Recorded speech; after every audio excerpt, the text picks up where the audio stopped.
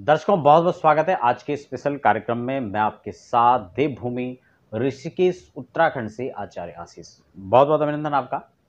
परिचय के तौर पर आप अपना नीचे कमेंट बॉक्स में अपना नाम या शहर का नाम लिखकर हमारे कार्यक्रम का एक खास हिस्सा बन सकते हैं।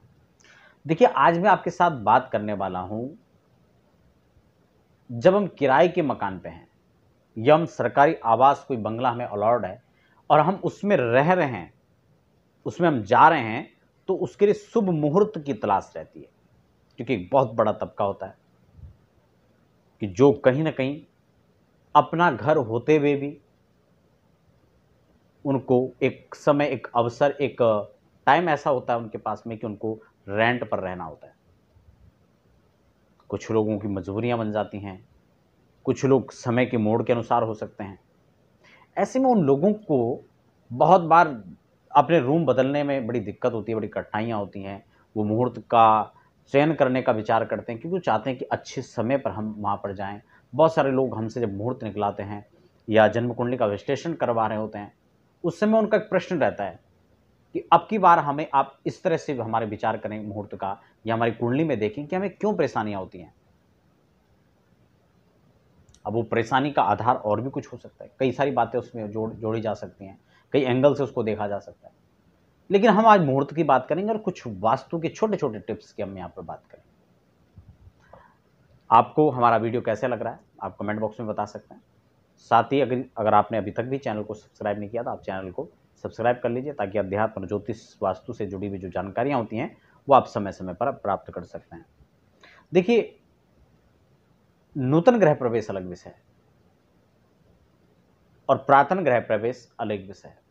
और उसमें रेंट के घर पर अगर हम जा रहे हैं, किराए के घर पर अगर हम जा रहे हैं, या फिर कुछ सरकारी आवास जो है उनमें अगर हम जा रहे हैं, तो उनके लिए जो मुहूर्त होते हैं वो बिल्कुल इससे हट के होते हैं। मैं कुछ नियम यहां पर बता रहा हूं जो आपके लिए सिर्फ आज ही काम नहीं आने वाले हैं, जीवन पर्यंत आपको वह जानकारी काम आएगी। आपके लिए, अपनों के लिए, इष्ट मित्रों के लिए, हो सकता है कि आपके बच्चों के लिए वो काम आए। तो कुछ छोटे से नियम मैं आपको बता देता हूं। देखिए, सबसे पहले जब हम किराए के कमरे में जा रहे हों या फिर सरकारी आवास भी इसमें मैं जोड़ रहा हूँ, क्योंकि ये मैं बार बार इसलिए भी जोड़ रहा हूँ क्योंकि उस समय भी हमें कई बार इसके मुहूर्त के चयन में दिक्कत होती है। आपके पास कोई व्यवस्थाएं नहीं है, तब भी आप जो है शीघ्र अपने लिए तत्काल मुहूर्त निकाल सकते हैं। देखो, दो चीजें मैंने आपको मुहूर्त वाली वीडियोस में पहले भी बताई थी, लेकिन हो सकता है आज नए दर्शक देख रहे हो तो उनको मैं फिर से बता दूं। दो जानकारी, दो बातें यहां पर आप सबसे पहले समझ लीजिए। वो क्या है? एक तो, क्योंकि किराए के मकान पर जब हम अपना कमरा बदल रहे होते हैं तब हमें बहुत ज्यादा कुछ देखने की आवश्यकता नहीं। कुछ स्त्री संज्ञक नक्षत्रों, रिक्ता तिथियों को अगर छोड़ दिया जाए तो ज्यादा अच्छा है। उसमें भी रविवार, मंगलवार के दिन गृह प्रवेश वर्जित या शुभ नहीं माना जाता है, लेकिन अक्सर होता क्या है कि संडे वाला दिन जो होता है, रविवार का जो दिन होता है, वो अगर हम सरकारी आवास की बात करें या किराए पर जो कमरा बदल रहे हैं, दोनों के लिए, क्योंकि उस दिन छुट्टी होती है रविवार की, इसलिए व्यक्ति ज्यादातर अक्सर यही चाहता है कि वो रविवार के दिन ही बदले। तो वो अवसर भी कह सकते हैं और देशकाल परिस्थितियां भी हो सकती हैं। तो देशकाल परिस्थिति के अनुसार अगर हम रविवार को छोड़ दें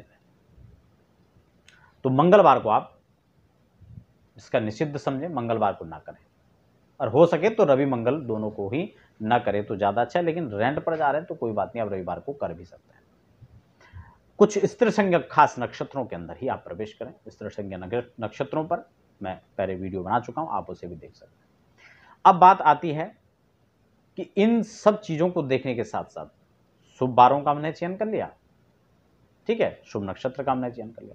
अब हमें इसमें एक खास बड़ी बात कि प्रत्येक दिन जब 2 दिन 2.5 दिन के अंदर चंद्रमा बदल जाते हैं तो हमें देखना है कि हमारी राशि पर चंद्रमा का संचरण उस दिन कहां पर है। तो ये शुभ मुहूर्त हमें देखना, कोई भी शुभ मुहूर्त है उसमें चंद्रमा संचरण अवश्य रूप से देखना चाहिए। दूसरा, उस दिन का शुभ लग्न निकाल लेना चाहिए और उस शुभ लग्न के वृषभ के अंदर, सिंह के अंदर, इसके अलावा मिथुन लग्न के अंदर भी आप प्रवेश कर सकते हैं, चलेगा, कोई दिक्कत नहीं। कुंभ लग्न के अंदर, इन शुभ लग्नों में आप वृश्चिक लग्न के अंदर आप जो है गृह प्रवेश करें। प्रवेश के कुछ छोटे छोटे नियम हैं, उस पर हम आगे भविष्य में भी चर्चा करेंगे, लेकिन आज आपको कुछ खास मुहूर्त की बातें और कुछ टिप्स यहां पर बताऊंगा। तो क्या आपको बताया, किसी भी शुभ दिन,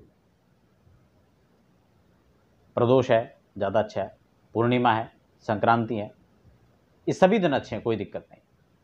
अमावस्या को छोड़ दिया जाए तिथियों के अंदर, और रिक्ता तिथि को छोड़ दिया जाए, चतुर्थी छोड़ दिया, चतुर्दशी छोड़ दो, है ना। तो इन तिथियों को यहां पर छोड़ दीजिए। और उसके अलावा चंद्रमा संचरण देख लो शुभ समय, और लग्न का एक निश्चित देख लो कि हमें जो है वृषभ लग्न सुबह मान ले, ये किस समय पड़ रहा है, सुबह के समय पड़ रहा है तो ज़्यादा अच्छा है। ठीक है, शाम के समय भी नूतन गृह प्रवेश में तो सायंकालीन में गृह प्रवेश शुभ नहीं माना जाता, लेकिन रेंट वाले में आप शाम को भी बदल सकते हैं, कोई दिक्कत नहीं है। आपको शुरुआत उस दिन करते हैं ना, थोड़ा पूजन का आपने कर लिया, क्योंकि उसमें बहुत ज़्यादा ये भी आवश्यकता नहीं कि हाँ जी आप अगर अच्छी बात है आप किसी ब्राह्मण को बुलाते हैं, हवन कराते हैं, पूजा पाठ कराते हैं तो चलेगा, नहीं तो आप खुद भी छोटा मोटा जो भी जितना भी आपको आता है वो आप करें और आप अपना प्रवेश कर लीजिए। तो इस विधि के साथ आप प्रवेश कर लें। उसके बाद अपना सामान को 1 दिन बाद 2 दिन बाद जैसे भी आपकी व्यवस्था है उस हिसाब से आप अपना सामान वहाँ पर रख सकते हैं। अब बात आती है जब हम कुछ वहाँ पर वास्तु के अनुसार, क्योंकि दिक्कतें क्या होती है, बहुत सारे लोग वहाँ चले जाते हैं, बाद में समस्या आ रही है, वहाँ पर आप टिक नहीं पा रहे हैं, धन का संचय नहीं हो पा रहा है, आदि व्याधियों में सारा धन चला जा रहा है, मानसिक समस्या के शिकार आप हो जाते हैं, कारोबार के अंदर आपको अड़चनें पैदा हो रही हैं, नौकरी व्यवसाय के अंदर दिक्कतें आ रही हैं, प्रमोशन रुका हुआ है, सब कुछ हो चुका था, फाइल बीच में ही रुक गई, तो बहुत सारी समस्याएं बीच में आपको घेर देती हैं। इसलिए आपको 2 चीज़ों का ध्यान रखना है। आप खुद वहाँ पर अपना घर स्थापित करें, उससे पहले भगवान का जो मंदिर है, ठाकुर का जो स्थान है, उसके स्थान को स्थापित करें और हमेशा से ध्यान रखें, क्योंकि किराए के घर में हो सकता है हमारे पास 1 कमरे की व्यवस्था है, 2 कमरे की, अलग अलग व्यवस्थाएं हो सकती हैं। तो एक ईशान कोण में एक छोटा सा मंदिर लाकर ही आप सेट कर दें, लेकिन ईशान कोण में करें, उसमें एक पर्दा जरूर लगा लें। जूते चप्पलों को लेकर अक्सर मैं देखता हूँ बहुत सारे लोग व्यवस्थित उसको नहीं रख पाते हैं, जूते चप्पल बाहर से लाते हैं, जगह है नहीं तो अपने बेड के नीचे सिराने में रख लिया। हाँ, ऐसा भी है।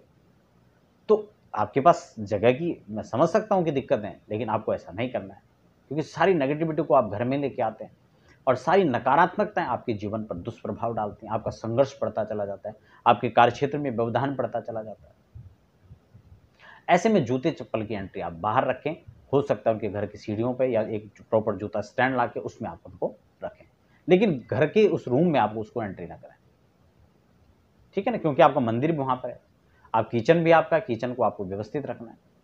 और दूसरा आपका जो है सबसे ये मेन चीज़ है जो जूते चप्पलों की समस्या रहती है, और उससे सारी नकारात्मकताएं आपके साथ में रहती है और आपके हर क्षेत्र में समस्याएं बढ़ती चली जाती है। बेड लगाने की बात है तो आप अपने बेड को इस हिसाब से लगाएं, उस दीवार से सटा के लगाएं कि आपका जो सिर है सोते वक्त वो आपका या तो पूरब में रहे और या तो फिर वो दक्षिण दिशा में रहे, और इन में भी नहीं बन पा रहा तो पश्चिम में आप कर सकते हैं, लेकिन उत्तर दिशा में आपके सिर ना रहे। आपकी आयु के लिए, आपके धन के लिए, उसके लिए आपको समस्याएं यहाँ पर उसके लिए खड़ी करेगा अगर आप उत्तर दिशा के अंदर रखते हैं। पूरब सब श्रेष्ठ रहेगा, नहीं तो दक्षिण के अंदर आप करें, इस तरह की आप व्यवस्था बनाएं। तो ये छोटी छोटी 2-4 बातें थी जो मैंने आपको यहाँ पर बताई, जो किराए के मकान पर रहते हैं वो लोग इससे लाभान्वित हो सकते हैं। आप मुझे कमेंट बॉक्स में बताएं और भी मैं किन विषयों के साथ आपके साथ चर्चा कर सकता हूँ। कोई प्रश्न आपके होते हैं तो मुझे कमेंट बॉक्स में लिखें, और हाँ, व्यक्तिगत रूप से अध्यात्म ज्योतिष से संबंधित जानकारी के लिए, चाहे आपको जन्म कुंडली बनाना है, जन्म कुंडली का विश्लेषण करवाना है, कोई खास कार्य के लिए मुहूर्त निकलाना है, तो आप हमारे वेबसाइट पर संपर्क कर सकते हैं या हमें व्हाट्सएप पर अपनी डिटेल भेजकर जानकारी प्राप्त कर सकते हैं। फिलहाल आप बने रहें और मुझे दीजिए इजाजत। धन्यवाद।